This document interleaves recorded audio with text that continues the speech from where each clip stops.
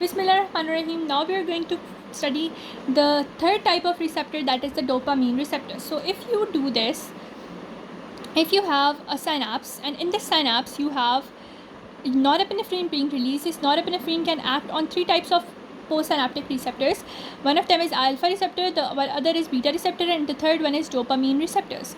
And if you have followed my playlist, you know we are done with alpha receptor, their locations, beta receptors and their locations and their types, and now we are going to discuss in this video the dopamine receptors, their types and their actions, also their the dopamine agonists. So first of all, we can divide the dopamine into D1 and D2 classes.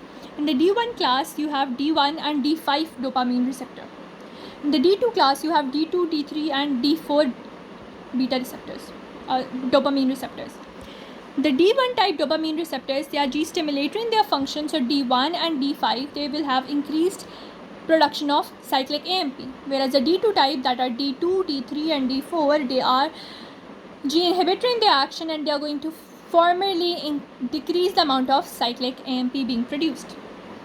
Now this D1 receptors, they are mainly associated with vasodilation. What are they going to do? They are going to do vasodilation of renal, splanchnic, coronary and cerebral arteries. Vasodilation of renal, splanchnic, coronary and cerebral arteries of your heart, of your brain, of your kidney and normal splanchnic muscles. So vasodilation of cerebral, coronary, the renal and the splanchnic arteries, that is observed by D1 receptor activation, and D1 receptors are G stimulatory, having increased cytoplasmic AMP activity.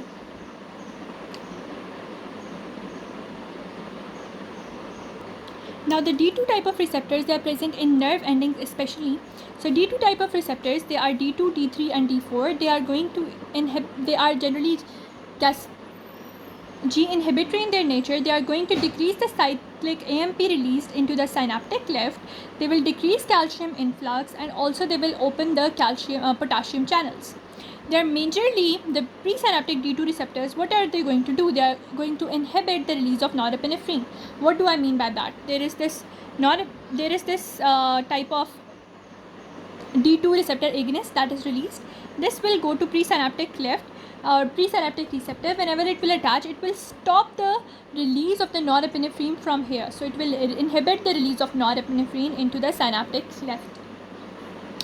So this was all that was observed. Now dopamine receptor you can say non-selective agonist, it is dopamine itself, that is exogenous dopamine. For D1 selective agonist you have phenoidopam. For D2 selective agonist you have bromocriptine. For non-selective you have dopamine. For D1 selective you have phenoidopam. For D2 selective you have bromocriptine. D1 phenoidopam, D2 bromocriptine, normal dopamine. Also this D1 receptors, apart from being present on the blood vessels, they are also present on the smooth muscles, and in the smooth muscles they are going to do similar relaxation of the smooth muscles. Now you have doses of the dopamine. If you give dopamine exogenously, what will happen? Low doses of the dopamine will have effect on this dopamine 1 receptors. You will have vasodilatory effect. The total peripheral resistance will decrease, and when the total peripheral resistance decreases, there is decrease in the diastolic blood pressure, but there is increase in the systolic blood pressure. And what happens? The mean blood pressure, it increases. So this is type of effect that is observed while giving low doses. Total peripheral resistance decreases. In moderate doses, it goes on to the beta 1 receptors of the heart. It increases the heart rate, that is positive chronotropic effect, and increases the heart contractility, that is positive inotropic effect. So instead of going on to the moderate doses into the dopamine 1 or dopamine 2 receptors, it goes to rather the beta 1 receptors of the heart, and it activates the heart rate, positive chronotropic, and force of contraction, positive inotropic effect. Given in high doses, the exogenous dopamine, it will go to the adrenoreceptors, but it will activate the alpha receptors, or it will mimic the alpha receptor activity, that is vasoconstriction. It will mimic the action of epinephrine. So up till now you can easily do that let's go to a very nice summary. So dopamine receptors, they are classified into dopamine 1 and dopamine 2 receptors. The dopamine 1 receptors, they are dopamine 1, dopamine 5. For the D2, they are D2, D3 and D4.